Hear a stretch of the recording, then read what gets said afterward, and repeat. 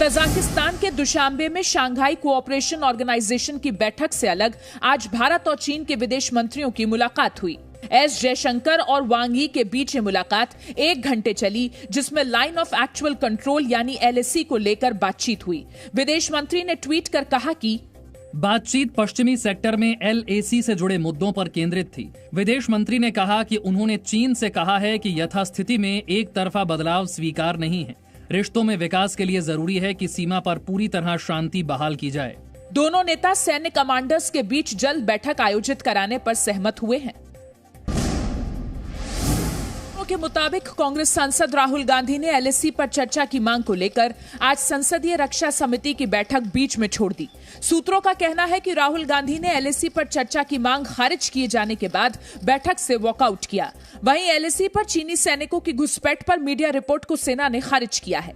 सेना ने अपने बयान में कहा, गलवान या किसी इलाके में किसी तरह की कोई झड़प नहीं हुई है। भारतीय इलाकों पर कब्जे का कोई प्रयास नहीं किया गया है। जमीन पर स्थिति शांत है। PLA की गतिविधि पर पूरी नजर है।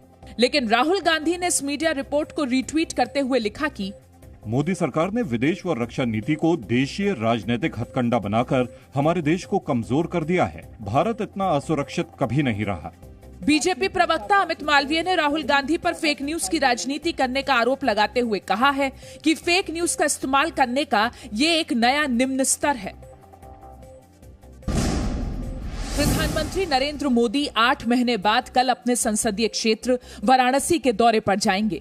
PM मोदी 1583 करोड़ रुपए की 280 योजनाओं का शिलान्यास और उद्घाटन करेंगे। उन्होंने ट्वीट कर अपने वाराणसी दौरे के कार्यक्रमों की जानकारी दी है। कल 15 जुलाई को मैं काशी में 1500 करोड़ रुपए से अधिक के विकास कार्यों की एक विस्तृत श्रृंखला का उद्घाटन करूंगा। ये कार्य काशी और पूर्वांचल के लोगों के लिए ईज ऑफ लिविंग को और आगे बढ़ाएंगे। इसी ट्वीट के साथ प्रधानमंत्री ने रुद्राक्ष कन्वेंशन सेंटर, BHU के MCH विंग और रोरो फेरी सर्विस की तस्वीरें भी शेयर की। रुद्राक्ष कन्वेंशन सेंटर भारत जापान मैत्री संबंधों के तहत बनाया गया है। PM मोदी कल इसका उद्घाटन करेंगे। इसके अलावा PM मोदी BHU में 100 बेड के MCH विंग और गंगा नदी में पर्यटन विकास के लिए 2 रोरो फेरी सर्विस की शुरुआत भी करेंगे। प्रधानमंत्री 33 किलोमीटर के पंचकोसी परिक्रमा मार्ग के चौड़ीकरण, अध्यापकों के लिए 80 फ्लैट और Varanasi Ghazipur road 3 lane flyover का उद्घाटन भी करेंगे। प्रधानमंत्री नरेंद्र मोदी अपने एक दिन के दौरे में 5000 लोगों की एक सभा को भी संबोधित करेंगे। केंद्रीय कर्मचारियों के महंगाई भत्ते में 11% की बढ़ोतरी की गई है। प्रधानमंत्री मोदी की अध्यक्षता में हुई कैबिनेट बैठक में महंगाई भत्ता 17% से बढ़ाकर 28% करने को मंजूरी दी गई। कोरोना की वजह से DA में बढ़ोतरी 1.5 साल से रुकी हुई थी। महंगाई भत्ते के 3 एरियर सितंबर से 3 किस्तों में मिलेंगे। लगभग 48,34,000 केंद्रीय कर्मचारियों को और 65,26,000 पेंशनर्स को इसका सीधा लाभ मिलेगा। केंद्रीय कैबिनेट की बैठक में कई और अहम फैसले लिए गए। राष्ट्रीय आयुष मिशन 2025-26 तक जारी रखा जाएगा। इसके तहत 12,000 आयुष वेलफेयर हेल्थ सेंटर खुलेंगे। पशुपालन पर 9,800 करोड़ के बजट को मंजूरी दी। पशुपालन के लिए सरकार एम्बुलेंस सेवा भी शुरू करेगी। कैबिनेट ने गारमेंट इंडस्ट्री के लिए निर्यात को बढ़ावा देने वाली स्कीम को भी 2024 तक जारी रखने को मंजूरी दी। जम्मू कश्मीर में सुरक्षा बलों ने आज लश्कर ए तैयबा के 3 आतंकवादियों को मार गिराया। एनकाउंटर पुलवामा में हुआ। मारे गए आतंकियों में लश्कर का टॉप कमांडर अबू हुरैरा भी है। अबू हुरैरा पाकिस्तान का रहने वाला था। सुरक्षा बलों ने खुफिया सूचना पर पुलवामा की न्यू कॉलोनी में कल रात करीब 12 बजे आतंकवादियों की घेराबंदी की थी। जितना भी रिसेंटली 4-5 इनकाउंटर हुआ उसमें हर एक में एक FT मारा गया है। ये शो करता है कि लोकल टेररिस्ट के साथ FT भी मिलके अटैक में इन्वॉल्व रहा है। जो हम लोग बार बार कहते आ रहे हैं कि पाकिस्तानी टेररिस्ट का इन्वॉल्वमेंट यहाँ है अटैक में, ये इससे प्रूव होता है। मारे गए बाकी दोनों आतंकवादी कश्मीर के ही रहने वाले थे। आतंकियों के पास से AK-47 और विस्फोटक भी बरामद हुए।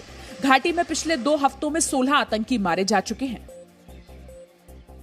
कांग्रेस संगठन में बड़े फेरबदल के आसार हैं। कांग्रेस की कार्यकारी अध्यक्ष सोनिया गांधी ने आज पार्टी पार्लियामेंट्री स्ट्रैटेजी ग्रुप की बैठक की।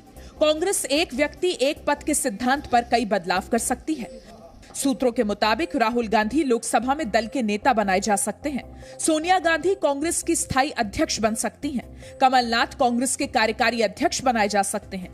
अधीर रंजन चौधरी लोकसभा में संसदीय दल के नेता के साथ बंगाल कांग्रेस के अध्यक्ष भी हैं। वो तो दल का मालिक है। नहीं, वो तो दल का मालिक है। आज वो लीडर बने, कल सुपर लीडर बने, जो बने दल का अंदर, तो वो दल का मालिक है, वो तो पार्टी नहीं है। हालांकि स्ट्रैटेजी ग्रुप बैठक में इन मुद्दों पर चर्चा से नेताओं ने इनकार किया।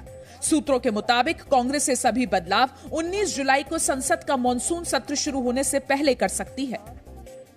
पश्चिम बंगाल की मुख्यमंत्री ममता बनर्जी ने आज राज्यपाल जगदीप धनखड़ से मुलाकात की। सूत्रों के मुताबिक पश्चिम बंगाल में विधान परिषद के गठन को लेकर जो प्रस्ताव विधानसभा में पास हुआ है, उसी को लेकर ममता ने गवर्नर से चर्चा की। उधर बीजेपी नेता शुवेंदु अधिकारी ने नंदीग्राम चुनाव परिणाम को लेकर कलकत्ता हाईकोर्ट में दाखिल ममता की याचिका को दूसरे राज्य के हाईकोर्ट में ट्रांसफर करने के लिए सुप्रीम कोर्ट में अर्जी लगाई है।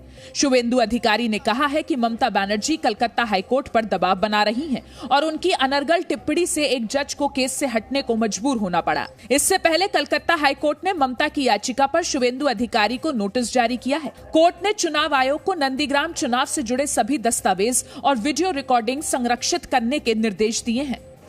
कोरोना वैक्सीन की किल्लत बताने पर कांग्रेस सांसद राहुल गांधी को स्वास्थ्य मंत्री मनसुख मंडाविया ने कड़ा जवाब दिया है। मनसुख मंडाविया ने ट्वीट किया, मीडिया में भ्रम और चिंता पैदा करने वाले बयान देने वाले नेताओं को इस बात पर आत्मनिरीक्षण करने की जरूरत है कि क्या उन्होंने शासन प्रक्रिया और इससे संबंधित जानकारियों से इतनी दूरी बना ली है कि वैक्सीन आपूर्ति के संदर्भ में पहले से दी जा रही जानकारियों का उन्हें कोई अता पता नहीं है। राहुल गांधी ने केंद्र सरकार पर निशाना साधते हुए ट्वीट किया था, जुमले हैं, वैक्सीन नहीं। देश में पिछले 24 घंटे में 37,14,441 वैक्सीन डोज लगाई गई, जिसके बाद कुल वैक्सीनेशन डोज का आंकड़ा 38,76,97,935 हो गया। केंद्रीय मंत्री मुख्तार अब्बास नकवी ने भी वैक्सीन पर राहुल के बयान की आलोचना की। जब वैक्सीन कोई लगवाएगा ही नहीं तो उसको वैक्सीन दिखेगी कहां से? वैक्सीन देखने के लिए उसे वैक्सीनेशन सेंटर जाना चाहिए। मुझे लगता है कि अगर किसी की मानसिक स्थिति थोड़ी हिली हो तो उसका इलाज तो कोई कर नहीं सकता। Presenting B News app available on Google Play and App Store. Download it now.